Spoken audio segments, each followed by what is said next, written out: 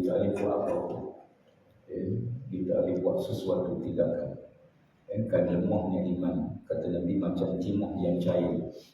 Jiwa dia nak buat, semangat dia ada, tapi lemahnya iman dia. Seumpama timah yang cair bila bakar, maka dia cair begitu je. Dia menyaksikan kemungkaran depan mata dia, tapi dia tak boleh buat apa-apa. Dalam satu hadis yang panjang, Nabi menyebut tentang punca-punca. Bila Nabi sebut bahawa kamu akan dikerumuni oleh musuh, sebagaimana semut menuruni gula. Kita letak gula, tak lama kita tengok semut penuh keliling gula tersebut hingga tak nampak gula tu. Begitulah keadaan umat Islam akhir zaman. Semua kemudian sampai tak nampak kekuatan orang Islam, kehebatan orang Islam, kerana dipilih musuh. Bila melihat demikian, Nabi SAW ditanya oleh para sahabat, apakah kerana bilangan kita sikit masa tu ya Rasulullah, orang Islam sikit ke? Sebab benda tu tak pernah terfikir zaman Nabi zaman para sahabat. Sampai Nabi mereka bimbang kalau sekali Islam ni makin hari makin sikit. Nabi kata tak, makin hari makin ramai, umat ni makin hari makin ramai. Kamu ramai pada masa kata Nabi, tapi seumpama buih di lautan. Buih di lautan tak ada kekuatan. Angin tolak ke kiri, angin tolak ke kanan, tak ada kekuatan. Jadi seumpama buih di lautan. Apa puncanya? Kenapa jadi macam tu? Sebab kata-kata Nabi, kalau kamu ditipu satu penyakit, iaitu penyakit yang disebut dalam hadis, penyakit yang menyebabkan manusia hilang kekuatan, iaitu penyakit takut hubub dunia wa karahiyatul maut. Takut cintakan dunia dan takut mati. Punca besar di situ. Takut kepada kematian, cinta melampau kepada dunia. Kadang-kadang lebih takut kepada musuh Allah Ta'ala, lebih takut daripada Allah Ta'ala. Kita tengok apa yang sedang berlaku hari ini, atau umat Islam sedasar kita di Palestin. Ada yang kadang-kadang sampai tak boleh beza tindakan-tindakan yang dibuat oleh sahabat-sahabat pejuang-pejuang Hamas ataupun jihad Islam, ataupun golongan Hizbullah di Lebanon. Dan kita tengok bagaimana tindakan-tindakan sampai ada yang menyalahkan Hamas dalam perkara tersebut. Dan dikatakan Hamas jadi punca kerana Hamas mula menyerang Israel. Padahal sebelum ini tak pernah Hamas menyerang Israel. Ini kali pertama dalam sejarah. Setelah 70 tahun, bila 1948, bila tumbangnya khilafah Islam, kerajaan Islam, khalifah Islam Osmani di Turki, maka kita dapati agenda musuh-musuh Islam pada waktu itu mula menguasai. Bahkan di zaman Sultan Abdul Hamid yang kedua, yang terakhir antara khalifah yang hebat, mereka England pernah meminta supaya Sultan Abdul Hamid membenarkan orang Yahudi balik semula ke Palestin. Dan mereka cuba sokong rasuah kepada Sultan Abdul Hamid yang lemah masa itu, supaya dia membenarkan. Tapi Sultan Abdul Hamid walaupun dalam kelemah dia kata, walaupun aku tahu kerajaan aku lemah sekarang ini, tak ada kekuatan, tapi aku tidak akan izinkan tangan aku dan keturunanku untuk menandatangani satu usaha untuk mengembalikan, untuk beri kekuatan tanah kepada Yahudi. Tidak sekali-kali. Aku lebih reda hilang segala kekuatan, tapi aku tak akan izinkan tanganku tanda tangan nak beri kebenaran kepada Britain untuk membenarkan Yahudi balik. Dan akhirnya kita tengok macam mana setelah tumbangnya kerajaan Osmaniyah, mereka telah pun melaksanakan beberapa perjanjian. Saya pikir sebagai contoh ni, perjanjian untuk mengambilkan wilayah-wilayah Islam, bagi kekuatan Islam bagi-bagi. Di mana kalau tengok di alam kita ni, Belanda kuasai Indonesia, Britain menjajah negara kita, Perancis jajah Filipina, dibagi-bagi negara Islam. Libya kuasai di Turki, Itali menguasai Libya, dan itulah bagi-bagi kaum wilayah Islam. dan timbul satu resolusi untuk mengembalikan semula Palestin ini ataupun nak beri tanah Palestin kepada Yahudi. Dan itu teruskan melalui piagam PBB yang disokong oleh dicadang oleh Britain, disokong oleh Amerika dan Perancis, yang membenarkan Yahudi itu balik berdasarkan satu usaha yang dibuat oleh Theodor Herzl, yakni seorang pemuka Yahudi Laknatullah yang pada masa itu bercita untuk mewujudkan sebuah negara Israel. Orang Israel Yahudi ini bertabur atas dunia, di mana-mana pun, di England, di separuh di Amerika, di Perancis, di Jerman, dibunuh oleh Hitler, macam-macam. Dia bertabur, dia tak ada kekuatan. Lalu mereka berusaha untuk wujudkan sebuah negara Israel. Awal Israel kena ada negara. Awal Israel kena ada satu negara. Macam sekarang terus, tak ada negara. Dia tak ada negara. Dia ada bangsa tapi tak ada negara. Kalau demikian juga kalau kita tengok di kumpulan-kumpulan etnik-etnik yang banyak, bangsa-bangsa yang satu masa dulu hebat, sekarang tak ada negara. Dan ini berlaku. Jadi Yahudi ini di mana dia pergi, dia dibenci, dia musuhi. Dia pergi ke Amerika, dibenci oleh Amerika pada masa itu. Dia pergi ke Perancis, dia pergi Jerman, sampai dia membunuh dia. Dan mana-mana pergi sebab perangai jahat dia. Di mana dia pergi, dia mula-mula dia bertapak, kemudian dia mula conquer, kemudian dia mula bertindak zalim. Maka dia akan diperangi oleh mana-mana masa. Lalu mereka cuba dibawa. Dan Theodor Herzl ini telah pun bercerita besar supaya Yahudi balik diberi tanah di Palestin. Tanah di Palestin. Kerana dia kata kami ini berasal daripada Palestin. Kalau kita tengok Quran, ada 3 istilah yang depan kita sekarang. Yang satu istilah Bani Israel.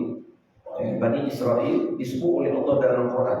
Quran banyak menyebut sama ada Bani Israel ataupun ahli kitab, yang merujuk kepada Yahudi dan ahli kitab Yahudi dan Nasara.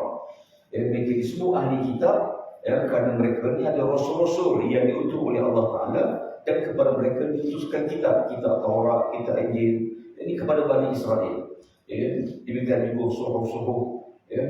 Itu disebut Bani Israel. Dan Bani Israel ini secara peribadi Quran merujuk kepada Nabi Yaqub AS. Kerana Nabi Yaqub AS ialah Nabi yang diberi oleh Allah Subhanahu Wa Taala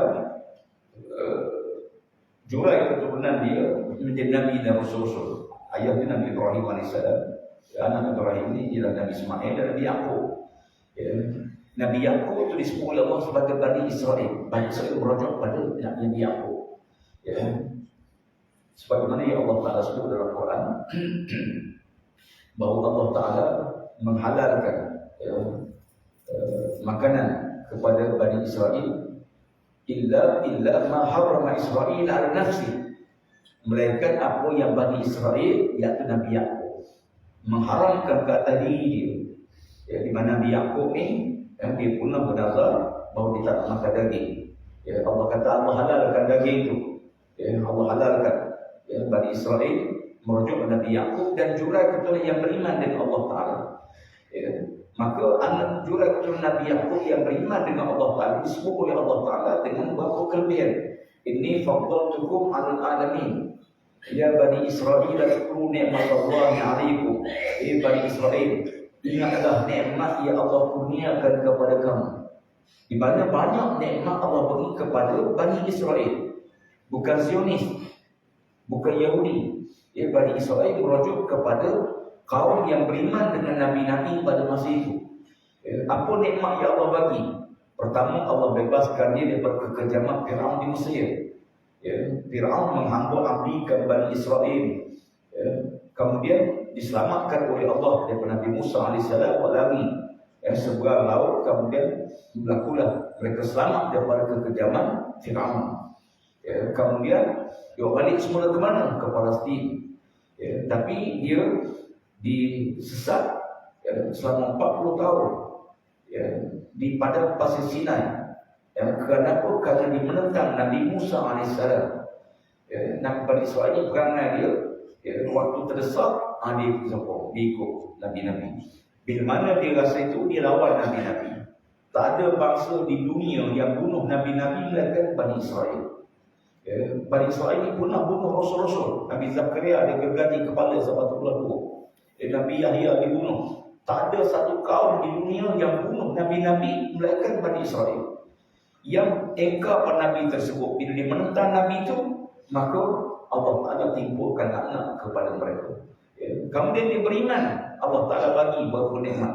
Antaranya al-manna as-salwa. Waktu saat pada pasir Sinai itu, dia merayu dan beriman bertobat pada Allah Ta'ala. Allah turunkan makanan syurga. Mana ada bangsa lain dapat makanan syurga? Bani Israel dapat, bukan Yahudi, bukan Zionis. Zionis ni kafir, tak beriman pada Allah, syirik pada Allah Ta'ala, murtad. Tapi yang dirujuk kepada Bani Israel yang beriman dengan Allah, Allah bagi nikmat syurga.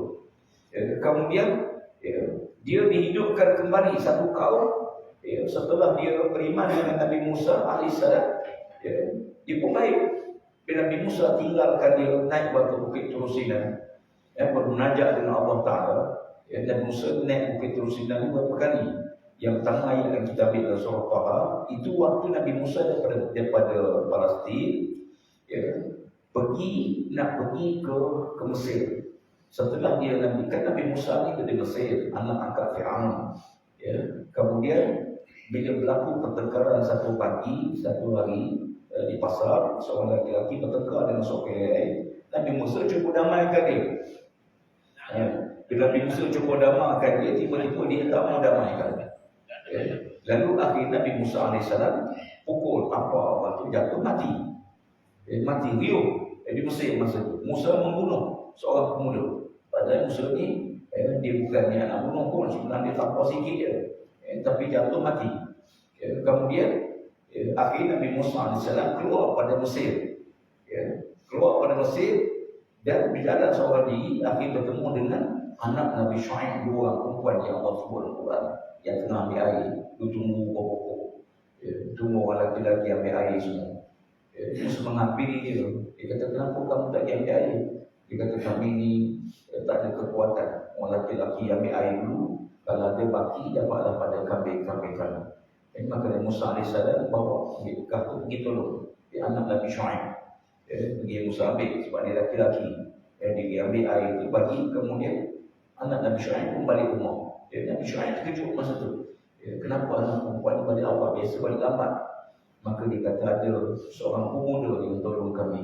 Dia tolong kami, dia ambil air kami dan dia kata Nabi Syuaib, kamu dia ajak dia. Masa tu Nabi Syuaib tua musuh. Dia ajak dia. Maka dia pun dipanggil. Nabi Musa AS kata ayah dia nak jumpa. Masa tu Nabi Musa belum jadi Rasul. Belum jadi Rasul. Pergi rumah Nabi Syuaib. Akhir duduk situ Nabi Syuaib perkenalkan diri sebagai Rasulullah. Kemudian Nabi Syuaib mencadangkan supaya Nabi Musa kahwin salah seorang anak perempuan, dua anak perempuannya. Maka Nabi Musa AS kahwin dengan seorang anak perempuan Nabi Syuaib. Nabi Syuaib waktu Nabi Musa AS. Tapi dengan syarat kena duduk berkhidmat, jaga kambing-kambing Nabi Syuaib selama 7 tahun. Ada yang kata 10 tahun. Setelah duduk situ, semasa 7 tahun, akhirnya Nabi Musa minta izin kepada orang tua dia Nabi Syuaib untuk balik semula ke Mesir. Lalu baliklah dia melalui lorong-lorong dipanggil Al-Wadi Muqaddas. Wadi Muqaddas itu Quran sebut. Bila lalu berjalan lorong itu sampai di bukit Tur Sina pada waktu sejuk. Mereka sejuk sangat, tak ada api. Nak buat api, tak ada api. Yang tiba-tiba Musa nampak, kata Musa, aku nampak ada api atas bukit itu. Biarlah kamu duduk sini, aku nak ambil api itu untuk kita gunakan. Maka Musa naik ke bukit Tur Sina. Sampai di bukit tersebut, maka berlakulah dialog di mana Allah Ta'ala bertanya Nabi Musa AS, wahai Musa, apa yang ada di tangan kamu? Dia kata tongkat. Suara keluar, tongkat. Lalu Allah Ta'ala perintahkan Musa campak tongkat. Bila Musa campak tongkat tu, lalu bahaya, lalu tongkat tu hidup, jadi ular hidup. Qala khuzha wa la takhaf sanu'iduha sirataha al-ula. Ambil semula tongkat tu, pegang. Dan saya akan balik semula sebagaimana asal. Maka Musa pun pegang, lalu balik sembunyi tongkat semula. Lalu Allah Ta'ala perintahkan bahawa masukkan tangan kamu dalam bukit kamu dan keluarkan dia. Maka bila keluar cahaya di tangan Nabi Musa AS. Lalu di atas api itulah Nabi Musa AS turun. Situ Allah Ta'ala perintahkan Musa sekali, iaitu perintah jadi Rasul. Izhab ila Fir'aun. Musa, sesungguhnya akulah Allah. Allah Ta'ala, sesungguhnya aku ni Tuhan kamu Allah. Maka itulah Allah angkat Nabi Musa sebagai Rasul, baru jadi Rasul. Kemudian Allah perintahkan Musa pergi ke Mesir. Izhab ila Fir'aun innahu tagha. Musa pergilah ke Mesir, Fir'aun dah melampaui batas. Tapi Nabi Musa ni dia takut. Dia kata Allah Ta'ala, kamu jangan takut. Cuma Nabi Musa minta supaya beri kepadanya seorang teman untuk bersama-sama dia, iaitu Nabi Harun AS. Disitulah Allah Ta'ala mengangkat Nabi Harun sebagai Rasul. Dan teman Nabi Musa AS pergi ke Mesir. Kemudian berlakulah dialog akhir sebagaimana kita bersedia, berlakulah tukar sihir lawan sihir. Akhir Fir'aun pun kalah pada masa itu. Dan Musa AS sebelah laut, Fir'aun kejar dia. Kemudian itulah dan Musa AS balik semula ke Palestin. Dan kita dapati bagaimana selepas itu, sampai di Bukit Turusina, dan Musa AS tinggalkan Bani Israel yang beriman dengan dia, naik semula ke Bukit Turusina selama 40 hari. 40 hari ini untuk tengok kitab Taurat. Taurat itu 40 hari. Daripada awal sampai habis, selesai dalam masa 40 hari. Quran 23 tahun, 6 bulan lebih. Untuk penggunaan dia. Ada pun kitab Taurat 40 hari. Selesai semua sekali. Tapi 20 hari ditinggal Samiri yang duduk di bawah bukit bersama dengan Nabi Harun AS telah pun menyesatkan Bani Israel. Di mana dia ambil imam-imam perempuan yang ambil daripada Mesir itu, kata haram kita pakai. Mereka kita kena tunggu pandangan daripada Nabi Musa AS. Mah tu dikumpul. Akhirnya buat patung lembu, kemudian disapu tanah. Bekas tapak kaki kuda Nabi Musa yang naik atas bukit Turusina. Dia ambil bekas tapak kaki. Tanah tu disapu. Akhirnya hidup bercakap. Boleh keluar suara. Maka masing-masing sembah anak lembu tu. Kononnya inilah Tuhan yang Musa jamin. Musa naik atas bukit ni, Tuhan dia turun ke bukit lain, ke jalan lain. Ni Musa tak jumpa. Ni penyesatan Bani Israel oleh Samiri. Dan kemudian bila Nabi Musa AS turun pada bukit Turusina, maka dimarah Nabi Harun AS. Dia pegang janggut dia, pegang janggut tarik. Marah sungguh. Kemudian dia campurkan, dia letakkan kitab Taurat. Marah sangat. Kenapa kamu biarkan Bani Israel sesat macam ni? Semua adalah musyrik kepada Allah. Lalu kata Nabi Harun, kamu jangan buat macam tu pada aku, wahai Musa. Nanti Bani Israel menganggap kita berjodoh. Kita balas sama-sama Nabi-Nabi Rasul-Rasul. Aku sebenarnya dah larang mereka. Aku dah cegah mereka. Aku dah larang mereka. Tapi dia degil. Dia degil.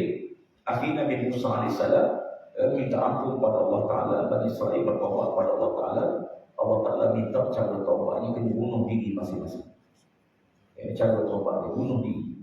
Yang semua anak lembu tu duduk tengah padang, bunuh diri masing-masing. Maka sebahagian tak berani, tak sanggup. Duduk tak jadi. Nak bunuh diri bukan pula. Tak berani. Akhirnya Allah Ta'ala ringankan sikit hukuman. Pegang pedang masing-masing, duduk tengah padang, Allah Ta'ala akan turunkan kabut yang tebal yang menutupi pandangan masing-masing. Dia terlampau daripada dia. Maka tikamlah. Tikam sampai depan. Siapa hidup, siapa mati, tikam. Setelah itu Musa AS merayu pada Allah Ta'ala. Kabut tadi pun diangkat, bergelimpangan, mati. Kerana kesyirik pada Allah. Syirik yang bunuh. Tambat kata dinamu waktu dulu. Kata Nabi, siapa-siapa yang murtad, bunuh dia. Hukumnya bunuh. Maka setelah itu tinggallah yang hidup, yang selamat. Diambil 40 orang yang paling baik sekali.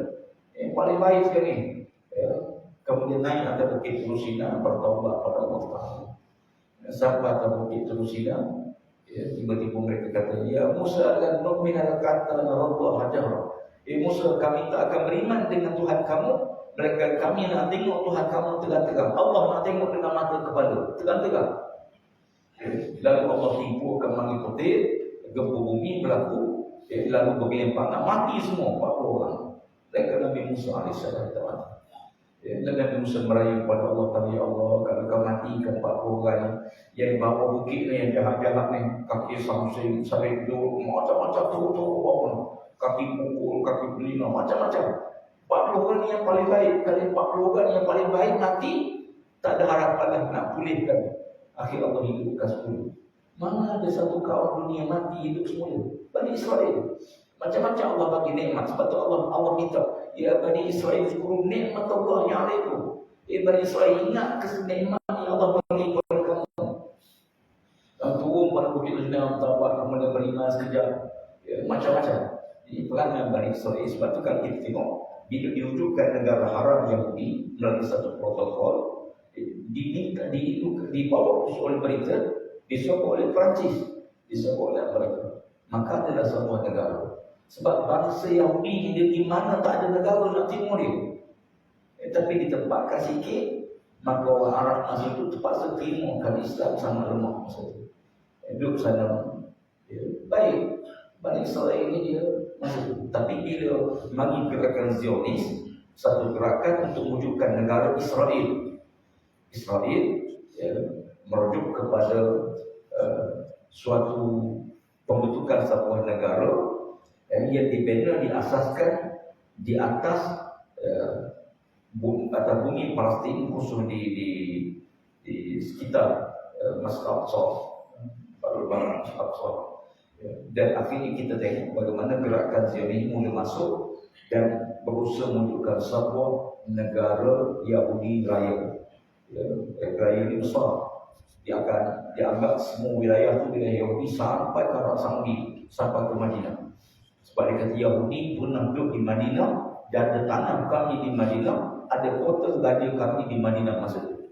Maka Yahudi raya ini baru dibentang dalam sidang antarabangsa. Tak Yahudi bentang ni peta baru negara haram ini. Bumi Palestin itu semua sekali Yahudi. Sebab itu usaha dia, bila kita tengok, dia akan ambil sikit tanah orang Islam di Palestin. Dia kuasai Masjid Al-Aqsa. Banyak tanah rumah dia roboh, sekejap-kejap bulan depan dia roboh, satu penempatan dia rampas, bulan lepas lagi dia roboh. Ini berlaku tiap-tiap waktu. Dan bila dia orang Islam nak masuk Masjid Al-Aqsa tak boleh, dia halang, dia masuk masjid, dia tengok, akhirnya sampai masa diisytiharkan bahawa taufan Aqsa oleh Hamas, pemimpin Hamas. Dia politik di sana, dipecah dua.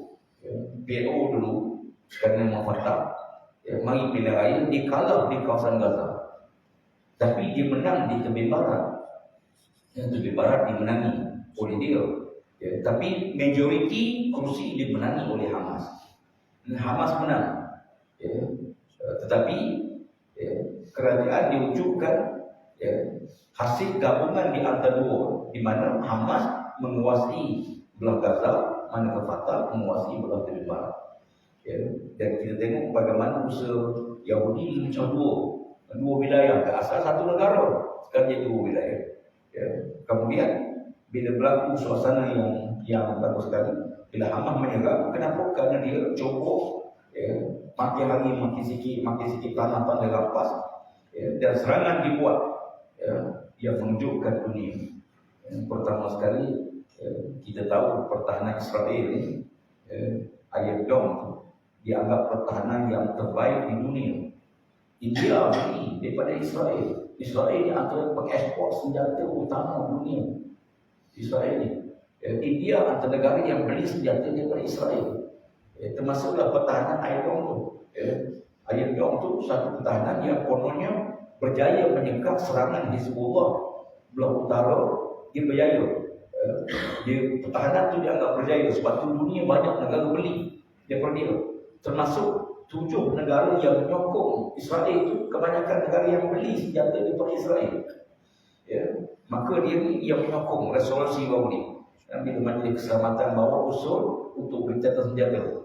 14 negara yang menentang.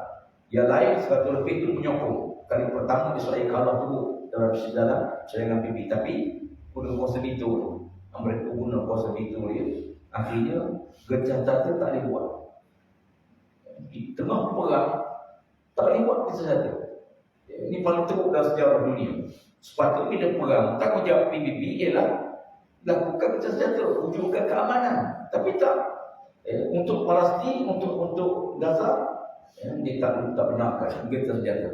Bila tak benar senjata, mana Israel dibenarkan untuk menembak. Amerika pula hantar senjata. Amerika hantar senjata. Perdana Menteri Britain sendiri turun, turun ke Israel, serah senjata kepada Israel. Kapal perang Amerika yang antara terbesar dibawa perairan Gaza. Gaza ni kecil, sempit. Kita tengok bagaimana akhirnya serangan bertadarus dan mereka memang membunuh, mengebom tempat-tempat awal-awal. Beza dengan Hamas, kerana Hamas ni dia bertindak tempat-tempat dan alhamdulillah buat masa ni perang masih berjalan. Sejak daripada 7 Disember baru ni sampai hari ni, paling besar, paling lama dalam sejarah. Biasa perang 3 hari 4 hari je. Kali ini perang terus berjalan lagi. Dan Hamas masih berjaya, masih menang. Berjaya mencapai kemenangan, terutama di daratan. Bila sepatutnya Israel cuba nak masuk, tak jadi. Tak berani masuk kawasan Gaza. Sebab tu kalau video-video dia yang keluar ni, jadi Israel keluar lah. Hamas tak ada keluar sebab semua pemancar telah dibom, rangkaian internet dipotong, maklumat keluar langsung tak ada. Telefon tak diguna, telefon pun tak diguna. Sebab tu mereka serang pemancar-pemancar, telco ditamatkan semua, servis, akhirnya telefon tak berfungsi. Dan elektrik pun dipotong, maka elektrik dipotong. Kita ni bila tak ada elektrik, banyak benda tak ada. Dunia sekarang bergantung pada semua tenaga elektrik. Nak cah telefon elektrik, pemancar elektrik, air kita bila tak ada elektrik, teknologi kita tak ada operasi. Bila tak ada elektrik, satunya habis semua benda. Semua benda akan terganggu. Sebab tu bila perang, dimusnahkan punca elektrik, punca tenaga. Jadi Israel dibunuh di punca tenaga, air tak dibekalkan. Hingga setakat ni 162 buah masjid telah pun diserang oleh Israel, 52 hancur, rosak sepenuhnya. Termasuklah masjid yang dibina oleh Pasreli. Duit sumbangan orang Islam di Malaysia ni kita dah berjaya bina 2-3 bangunan di Gaza. Yang pertama kita bina sebuah masjid tu untuk hancur, ditembak hari pada 8 hari bulan. Dan yang kedua kita bina satu pejabat kementerian buruh. Pejabat menteri itu di sebelah, pejabat kementerian kita bina untuk menempatkan anak yatim, orang yang tak ada rumah.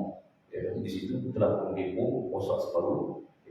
Dan kalau kita kata yang ada ni 52 masjid hancur, 110 buah masjid yang rosak teruk. Jadi diserang masjid, masjid-masjid kepada akal ikut piagam PBB. Dan Islam pun, kalau kita lihat sejarah Islam, bila kamu perang sekalipun, jangan kamu bunuh. Pertama, jangan bunuh rumah ibadah.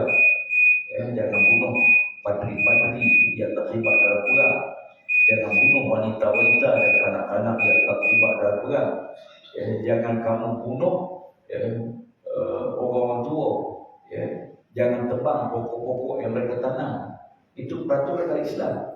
Sebab tu bila Hamas diserang tentera, diserang kamp tentera, ditembak tentera kawasan musuh, bukan kawasan awal. Kalau ikut geram kita sepatut tembaklah ke mana-mana, tak boleh. Islam tak benarkan kita bertindak di luar daripada peraturan. Sebab tu tindakan Hamas tu dia tidak membunuh kawasan awal. Kecuali bila tentera berlindung tempat awal, itu tak. Jadi kita tengok sekali tindakan mereka buat sangat dahsyat. Walaupun kita kalau tengok pada Nabi SAW, Nabi kata la taqumu as-sa'ah hatta yuqatil al-muslimun al-yahud fayaqtuluhum al-muslimun hatta yaktabi al-yahud min wara'i al-hajar wash-shajar fayaqulu al-hajar wash-shajar ya muslim ya abdullah hadha yahudiyyun khalfi fata'ala faqtuluhu illa gharqa fa innahu min shajar al-yahud ar-rahman. Kata Nabi, tidak akan berlaku kiamat hingga kaum muslimin akan membunuh orang Yahudi, akan berperang dengan Yahudi. Tak akan berlaku kiamat, mereka berlaku perang besar di antara Islam dengan Yahudi. Sebab itu Hamas istilah ini sebagai taufan. Ini terakhir. Dikatakan ini paling besar Terakhir maksudnya besar-besaran. Kalau tengok sekarang ni, yang tolong siapa dia? Yang tolong Hamas ni pokok Syiah. Orang Sunni tak tolong. Ada pula di Malaysia dia kata jangan kita sokong Hamas, jangan sokong supaya dia ni di belakang dia ada pokok Syiah. La ilaha illallah. Yang bengongnya. Dalam keadaan orang Islam bunuh tu, dia fikir dia bala masalah Sunni, masalah Syiah. Palestin tu, Gaza Sunni, Mesir tu Sunni, Jordan, Syria sebelah dia semua Sunni. Tapi yang tolong ni siapa dia? Syiah Muslim di Yaman. Yaman nak tolong dia jauh, tak boleh pergi. Nak masuk apa? Tak boleh. Kita sekarang tak boleh pergi. Kalau buka sempadan benar kita pergi, saya yakin semua yang ada ni kita pergi belakang. Boleh tak? InsyaAllah. Memang wajib pergi pun. Bila ancaman pada Islam terancam, maka wajib orang Islam berjihad, wajib berperang, wajib lawan. Kalau kita biar hancur, sekarang dah hampir 8, dekat 1 juta lebih dah, hampir 2 juta, 1 juta lebih hilang, 800,000 lebih dah sekarang, kat 900,000 dah yang sampai meninggal dunia. Sebahagian besar budak kecil, anak-anak. Maknanya kalau tak buat sesuatu, memang Gaza tu akan habis. Pada adat lah. Tapi pada pertolongan Allah Ta'ala, soal lain lah. Tapi pada adatnya, dengan tentera Amerika, dengan senjata yang macam-macam, sepatutnya 2 hari je Hamas ni hancur dah. Tapi sekarang dah hampir sebulan, 7 hari bulan. Baru ni serangan berlaku. Dan hari ni kita 4 hari bulan, hampir sebulan lah. Dan tak putus lagi ni, terus perang lagi. Israel cuma masuk pada udara, tapi tak ini. Masuk sekejap, kena serang, keluar balik. Sebab bila bangunan diruntuhkan, ditembak, bangunan bola runtuh, kita kebal tak boleh masuk. Ini kelebihan perang gorila. Kelebihan perang gorila sebab dia boleh gerak. Dan Hamas dia tahu semua lorong-lorong situ kampung dia. Israel tak tahu. Israel tak kenal bukan kawasan dia. Jadi bila bangunan runtuh, kita kebal tak boleh masuk. Senjata dan kita tak boleh masuk. Dia masuk dengan milik orang. Orang tak berani nak masuk. Bila masuk dia kena ambush. Masuk kena ambush. Akhirnya mereka pada luar. Serang daripada luar. Tembak pun jauh. Jadi yang ada sempadan tu dia tak boleh buka. Mesir tak buka sempadan. Kalau Mesir ni betul-betul dengan Gaza, Rafah tu. Sempadan dia. Kalau buka tu masuk ke Gaza. Dan kalau buka, ramai orang Islam akan pergi. Ramai tentera-tentera akan tolong. Yang istilah perang sekarang, pertama Hizbullah. Memang Syiah. Hizbullah Syiah. Syiah Hizbullah yang serang belah utara. Kemudian belah selatan Houthi daripada Yaman. Yaman dia serang. Yaman ni asal Sunni. Tapi bila berlaku kecoh perang, akhir Houthi menguasai Yaman. Yaman dia ni Syiah kan, memang Syiah. Dan senjata daripada Iran yang banyak bantu dia. Kemudian mereka pergi minta tolong Saudi. Maka Saudi benarkan supaya mereka memasang senjata bagi menyekat roket yang diserang daripada Yaman. Sebab roket itu mesti kena lalu atas bumi Saudi, atas ruang udara Saudi. Maka dibenarkan supaya mereka dibenarkan tembak mana-mana senjata yang nak pergi serang ke Israel.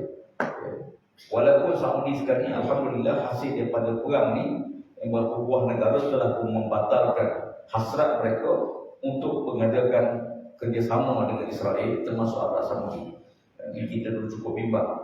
Satu masa sampai doa untuk Palestin tak ada di Mekah, tak dengar. Sekarang baru umum balik alhamdulillah. Bila Raja Saudi istihar, dia tidak akan buat normalisasi dengan Israel. 2 kali istihar, dia tidak akan melakukan normalisasi dengan Israel kalau Israel bertindak ganas ke atas Islam. Alhamdulillah. Tak normalisasi pun satu benda yang baik dah. Ada pun negara lain macam Mesir ada perjanjian David dengan Israel. Israel mereka membekalkan berapa ratus makanan kepada Mesir, termasuklah menyebabkan kawasan-kawasan strategi pertanian tu. Sebab itu Israel Mesir ni dia ada perjanjian. Kemudian kalau ikut sejarah dia, sekarang ni yang boleh masuk melalui pintu Rafah, bantuan kemanusiaan. Ada beratus kat beribu kali kontena di tepi sempadan nak masuk, nak hantar bantuan, termasuk di Malaysia. Kita hari ini kita dah beli 1.7 juta makanan buat-buatan 3 kontena. Kita dah pupus satu kotak tu dalam 8 kilo untuk setiap keluarga yang hantar ke sana. Alhamdulillah, ini awal dan minggu lepas. Dan kita pun dah masuk dalam 3 kontena dan tulis surat dan minta kebenaran. Dan alhamdulillah tunggu giliran untuk masuk. Sebab semestinya dikontrol. Bayangkan hanya 20 kontena saya sehari digunakan. 20. Sepatutnya 200 kontena sekuat-kuatnya digunakan 20. Baru ni minggu lepas digunakan 74. Sekarang ini saya ketika lepas saya cek bukan 116 kontena. Maknanya banyak orang nak masuk. Itu pun orang tak boleh masuk. Kita serah ke dia, driver dia, semua orang luar dia luar.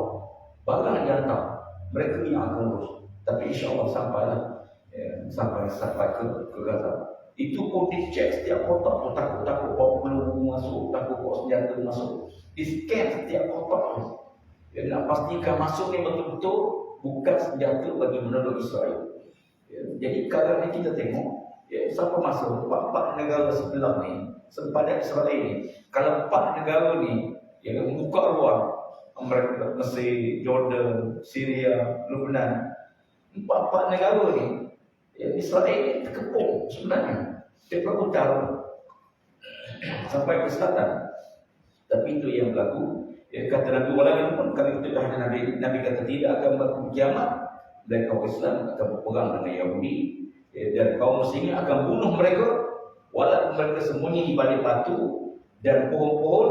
Lalu batu dan pohon akan berkata, wahai orang Islam, ya Muslimin, ya Muslim, ya Abdullah, ada Yahudi yang khaldi. Wahai orang mukmin, Yahudi ada belakang aku. Batu tu beritahu, pokok beritahu. Mana boleh nak gambarkan satu masa seluruh dunia benci ke Yahudi. Sampai batu kayu pun benci. Sekarang kita tengok kebencian seluruh dunia. Tak pernah sejarah lah. Hanya 14 negara sokong. Saya tak tahu. Ini kali itu. Tengok di Amerika sendiri. Rakyat Amerika bangun buat demonstrasi. Di London baru ini 1,5 juta demonstrasi. Hatta di Perancis dia yang sebabnya punya.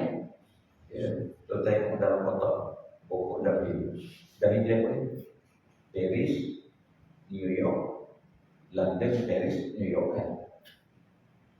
Dan di London, Paris, New York. Inilah 3 negara yang menyokong Israel. Dan itu pembekal pada Israel. Setiap batang pokok tu adalah sumbangan kepada senjata Israel. Dia ada projek-projek khas untuk tentera Israel. 3 negara dunia yang menjadi kepala besar. Jadi Perancis, Paris, kita tengok bagaimana Perancis memang antara negara yang menyokong awal. Yang kedua, mereka kemudian berita. Tapi sekarang ni rakyat semua dunia bangun benci ke dia. Kata Nabi, hingga batu kayu pun beritahu, ya Muslim, ya Allah, Yahudi ada belakang aku ni, bunuh dia. Melainkan pohon warqah. Pohon warqah, kata Nabi, fa'innahu min Yahudi, kerana dia pokok Yahudi. Yahudi ada pokok dia, orang Melayu ada pokok. Pokok Melayu mana ada? Yahudi ada pokok dia. Pokok warqah tu kata Nabi, pohon Yahudi.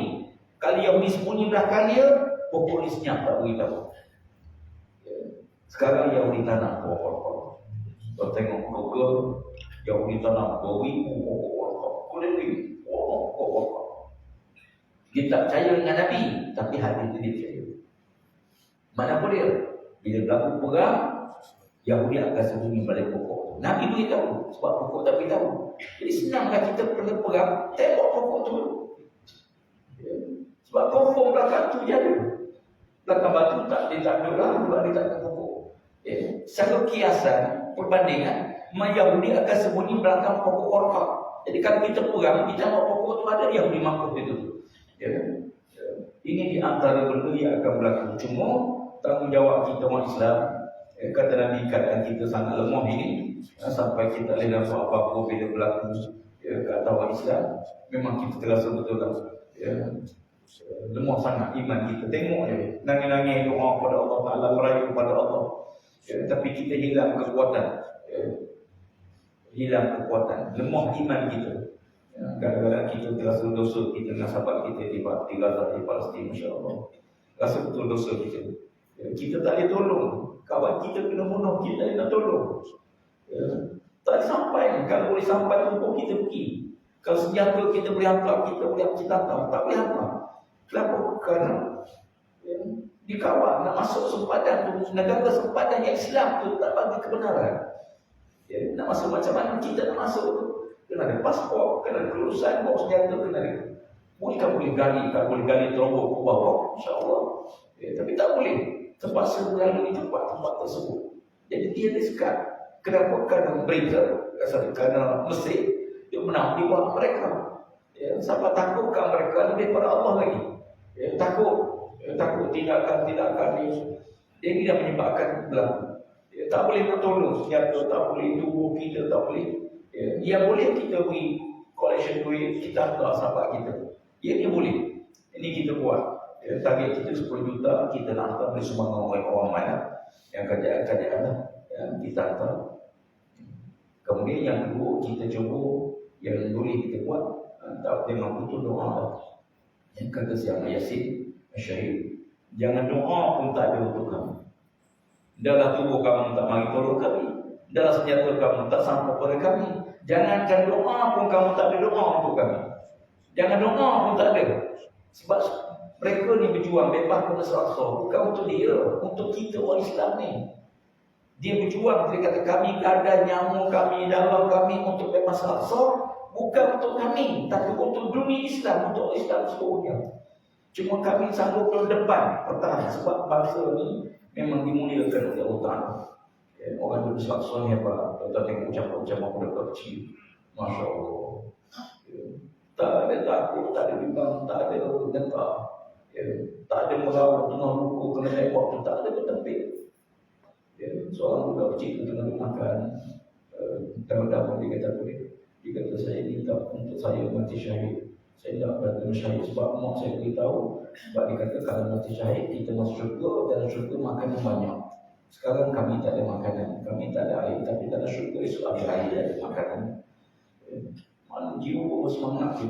Sangat nampak budak kecil. Malu kita kalau kita tengok keimanan mereka daripada mereka. Jadi apa yang penting pada kita, jangan ada di antara kita yang tak langsung tak menyumbang, walaupun sikit. Sumbanglah kepada saudara-saudara kita di sana. Dan jangan lupa setiap kali kita ingat sahabat kita doa, bukan mesti dah semayang saja, lepas semayang saja, bila-bila. Sebab kita tak tahu saat bila Allah makbulkan doa kita. Kita tak tahu. Teringat dia doa. Ya Allah, bantulah sahabat kami di Palestin. Ya Allah, sebelah sahabat kami di Gaza. Ya Allah, doa saling mudah-mudahan Allah Ta'ala perkenalkan. Dan Allah Malam saya telah sepatah bukan ini. Dan mudah-mudahan Allah Ta'ala berkati kehidupan kita. Allah selamatkan sahabat-sahabat kita di Gaza, di Palestin, musuhnya. Ya Allah Ta'ala satukan hati orang Islam. InsyaAllah kalau tengok pada hadis Nabi, bahawa tidak akan berlaku kiamat dan Yahudi dihancurkan, orang Islam akan kembali menguasai dunia. Sekarang satu kuasai Masjid Al-Aqsa, dia kuasai dunia. Sebab itu persoalan ini spesial di pada masyarakat akhirat besok. Masjid Al-Aqsa itu pada masyarakat akhirat besok. Itulah pada masyarakat Rasul. Sebab itu penting. Satu kuasai Al-Aqsa, dia kuasai dunia. Dulu Kristian kuasai dunia. Zaman saya berumur, Islam kuasai Al-Aqsa, Islam kuasai dunia. Sekarang Yahudi kuasai Al-Aqsa, Yahudi kuasai dunia. Walaupun negara kecil tapi dia kuasai dunia. Sekalipun mudah-mudahan giliran Islam akan kembali menguasai Al-Aqsa. Ulama-ulama sebab kata peperangan ini peperangan yang akan mengutamakan untuk menghancurkan Israel. Mudah-mudahan Allah Ta'ala makbulkan doa kita. Wallahu a'lam. A'udzubillahi minasyaitonir rajim. Bismillahirrahmanirrahim. Alhamdulillahirabbil alamin wassalatu wassalamu ala asyrofil anbiya'i wal mursalin wa ala alihi wa sahbihi ajma'in. Allahumma zidna wa la tanqusna wa akrimna wa la tuhinna wa ghfirna wa warhamna ya rabbal alamin. Allahumma salli wa sallim ala sayyidina Muhammadin bi wazlati fi kulli makan. اللهم انك في نعمتك الى ونعوذ بك من شرورهم اللهم اهدنا جنه وطريق جنه وقدر على اللهم صل على سيدنا محمد